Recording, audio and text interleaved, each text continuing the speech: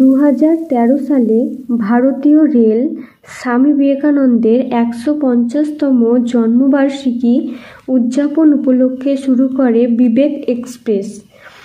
ভারতে মোট 4 জোড়া বিবেক এক্সপ্রেস চলে, যথা ডিব্রুগড় কন্যাকুমারী বিবেক এক্সপ্রেস, ওকা তুতিকোরিন বিবেক এক্সপ্রেস, বান্দ্রা টার্মিনাস জম্মু তাই বিবেক এক্সপ্রেস, সাঁতরাগাছি ম্যাঙ্গালোর বিবেক এক্সপ্রেস।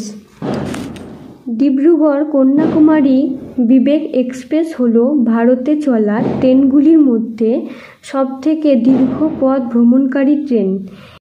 এটি প্রায় 74 ঘন্টা 35 মিনিটে 4160 কিলোমিটার পথ অতিক্রম করে।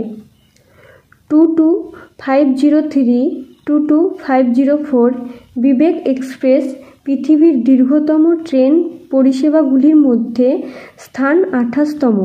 পৃথিবীর দীর্ঘতম ট্রেন রশিয়া 1, রশিয়া 2 যা রাশিয়ান রেলওয়ে চালিয়ে থাকে। রশিয়া প্রায় 164 ঘন্টায় 9300 কিলোমিটার পথ ভ্রমণ করে, যা মস্কো থেকে ভ্লাদিভস্তক পর্যন্ত চলে। ডিব্রুগড় কন্যাকুমারী বিবেক এক্সপ্রেস মোট 8টি রাজ্যের মধ্যে দিয়ে যায়। পশ্চিমবঙ্গের যেসব স্টেশনগুলিতে এই ট্রেন থামে সেগুলি হল খড়গপুর, ডানকুনি, বর্ধমান, রামপুরহাট, মালদা, নিউ জলপাইগুড়ি, জলপাইগুড়ি, মাথাভাঙা, নিউ কোচবিহার ও New Alipurduar. Like, comment, and subscribe.